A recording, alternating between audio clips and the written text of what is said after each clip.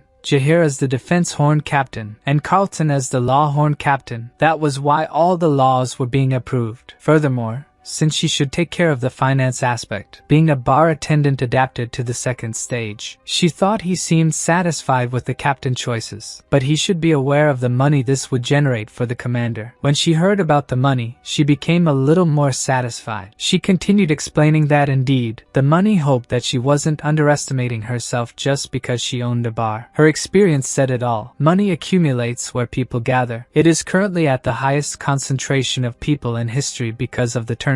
He asked if she knew where the tournament would take place, and she replied that it would be in the vendors' streets to the north of the outer area. That was the street that had been completely destroyed during the Golden Sky sect incident a few days ago. The residents who lost their jobs were working as assistants for the tournament while repairing a street. I was thinking that I only knew the tournament would happen. I didn't imagine he would obtain labor from a place like that. Then the finance capital continued discussing the total damages to the castle due to the sect incident, which amounted to about 12,878,000,000 horns. He told him to guess what profit they made in recent days because of the tournament. The commander said he was still investigating. Banging his hand hard on the castle commander's table, he said there was a delay of 13,280,000,000 horns, and if they added the potential earnings, who knows how big that number could get. He asked if the castle commander was shocked. She said she would count money. It had always been part of her routine in life, so she wasn't sure how much Castle Lord wanted to make. If he would indeed form a squad from that abyss term, or if he would declare war against all clans, one thing was for sure: he had already understood. From now on, Chaos would change. In the south of Chaos, in a vast ocean, there was the southern castle located in that region, Dryad, a natural fortress made from branches and secretions from the guardian horn of the plant type Dryad created to absorb water from the vast ocean. Someone said that Dryad felt something bad was about to happen. Still, Lynn Kropp was the castle lady of Dryad. Someone using the supreme ability of clairvoyance sensed strange ghouls heading toward Gorgon, and that was the Magret, a reverse wanderer, 1, 2, 3 Great Gorgum. It seems that the clairvoyance was too strong for him, and he started to feel unwell. He needed to inform the castle of Gorgon, so he sent a bird with a message. Meanwhile, in the northern street of Gorgon, a building had been constructed specifically to accommodate the fighters and their visitors. It was already in round 16 after only 3 days. This was progressing too fast. The leader of the primordial inverse sect, Shinmuguk, heard that all of this was because of Gang Hong. He had opened rampant during the eliminations, blowing fire and trying to kill everyone. This was reported by the doctor who greeted Muguk. The two stared at each other for a while but then decided to talk. The doctor asked him who had gotten stronger. The leader of the primordial universe sect told him he was asking the same question. But anyway, that would be expected, as he didn't participate in the tournament despite loving to fight. Then Shinmuguk replied that he liked fair fights and had no interest in low-level Lucas like those. Cheongyo said that Gang Hong would start with fire again if he caught him talking that way. When the doctor saw him acting that way and looked at the arena, he was wide-eyed at how the leader of the Flame sect was acting. Gang Hong was destroying all opponents. There wasn't a single one that stood before him. Currently, he was the warrior who had not been defeated. However, that title didn't last long, and he was quickly defeated by another person, and the news of his loss spread around. Their movements were impressive but also familiar. The doctor was trying to remember. Then he remembered that those were the steps of the southern cloud from the Metal Monarch Hyu. Shin Yu-guk wanted to know why even his subordinate was there. All Cheongyo knew was that some monarchs were planning something with that tournament. The extermination commander was excited and announcing that the 16th round was already completed. And next up were the quarterfinals, which everyone was eagerly waiting for. Shin Yu-guk commented that the quarterfinals were starting already. Wasn't that too fast? The doctor said it was because of the overwhelming responsibility of the Castellan. Many were happy because it was finally the turn of the leader of the Forest sect. They knew they would witness the skills of the best strategist in chaos, the leader of the Forest sect, Shu Hamyang. He realized again that when the leader of the Forest sect passed through the arena, he winked at him. He was furious because that arrogant bastard winked at him, and he would need to beat him up later. Shin Yu-guk said that he wasn't even 400 years old yet, so he should stay calm. The doctor was happy because he noticed Jae Hwan had been beaten up in his place. Shu Hamyang told the Castellan that he had heard about his plan and didn't think it was possible. Shin Yu-guk was watching the boy and asked the doctor if that was the new Castellan. He was wondering if he could actually defeat Shu Hamyang. Shin Yu-guk found it strange because the Castellan's energy resembled the doctor's energy and asked if he was his apprentice by any chance. The doctor was pleased when he heard people saying he was the apprentice. Jae Hwan, with his weapon, was already prepared to attack. Everyone was impressed and shouting for the one they were supporting. Shin Yu-guk was watching the new Castellan, as well as the extermination commander, the castle commander, and the finance captain. He defeated the enemy with just one thrust, sending him straight to the wall. The doctor wondered if he could really be his apprentice, a monster like that. Shu Hamyang thought that the spot to face him in the quarterfinals was empty, but then realized that the spot belonged to the Castellan. He was relieved because the reason he decided to participate in that cursed tournament was to give advice to that arrogant Castellan. There were also people like that in the past, people who gave hope to others by giving purpose to the lives of people who had already lost everything. However, hope that is not fulfilled turns into even greater despair, and that's why he came to end that hope before it turned into despair, just like he had done for the past 400 years, and that's why he could not admit his defeat there. He wouldn't admit it. So the leader of the Forest sect asked the Castellan if he thought he had already defeated him. Admitting defeat would invalidate the last 400 years. Then he told the Castellan that he had only defined that duel as a one-on-one, but hadn't made clear the tournament rules. He said that he would give the position of Castellan to anyone who defeated him in a one-on-one, and asked what was so wrong with that. Shu Hamyang said he wanted to have a battle of intelligence against the Castellan. The Castellan thought it wouldn't be fair to fight only the way he wanted. From the stands, people shouted that the leader of the Forest sect was a bastard. Shin Yu-guk wanted him to just admit defeat and leave, and the doctor knew that guy could do it. Shin Yu-guk shouted from the stands that it would be hard to determine a winner in an intelligence battle, and the doctor confirmed that he must be proposing that game. Then the Castellan asked what he meant by an intelligence battle. The leader of the Forest sect assumed he had accepted his proposal. Then he was sent to another dimension, a world of strategic formations, a world where everything seemed bigger than in reality. Then he asked what was going on, and a panel appeared saying that since he was a novice, he could view the rules and controls in the superior manual, and asked if he wanted to see them. It talked about formations, but it was basically a game, saying that the Nightmare Marks was inspired by a game from a frontier. Even the strategists of Great Earth often played it, and he was the best at that game in all of the Abyss. He told the Castellan that he had some free time since he was a novice. Jae Hwan said it was much simpler than he had thought. He said that this was a game inspired by a frontier, and the main scenario involved 3 races and the war between them. The game was about setting up strategies to destroy all enemy buildings by gathering resources and training troops in real time. He knew the game had a system exactly like that. The game from the frontier on which this was based must be that Earth game, and no one there didn't know it. He had also played it at least 1,000,000 times. What was wrong with those nightmares? Shu Hamyang asked him if that terrain was good to start the game. He had chosen the Lost Garden as the battlefield for the strategic strategic formation. Jae-hwan said he was ready and could start whenever he wanted. Jae-hwan chose to fight with the human race, and his opponent chose the nightmare race. His opponent was happy because the human race was the weakest of the three. That guy was still just a novice. The nightmare race grew stronger as time passed but could also create winning situations at the start of the game. Then he made his first move, using the nurseries to prepare the field and then a massive number of troops to win. It didn't seem to be working, as the humans were defeating the nightmares. Seeing that his strategy wasn't going well, he asked what the castellan thought he was doing, even using the farmers to attack. Then he also noticed that he had built 3 watchtowers at his base, and the archers kept massacring the nightmares he created. Moreover, he was hiding behind the towers to attack. Chuhamyeong was very angry, thinking it would be an easy game and the victory would be his. The farmers with a lot of HP blocked the path when they tried to destroy the towers, but they couldn't stop them. Even though they were defending, it seemed useless. He couldn't even gather resources or build more buildings. He didn't understand what kind of strategy that was. Jae-hwan was using a very common strategy in Korea, and the way to deal with it was well known. Pro players were often insulted for using it. The crowd in the stands was starting to enjoy that intelligence battle, while the doctor and the leader of the primordial universe sect were just watching. His opponent didn't think a novice would know that strategy. He told him he couldn't play like that. It was etiquette not to attack each other in the first 10 minutes of the game. Normally, they only gathered resources and built during the first 10 minutes. Then the castellan asked if there was anything about that written in the rules. If not, it didn't matter. He was very angry. He didn't know what kind of anger that guy had, and he didn't have a shred of etiquette, deviating from all the standards he knew. Because of that, he couldn't predict his limits, and he couldn't defeat him. Maybe those 400 years had just been waiting for that moment. Then he acknowledged that he had lost.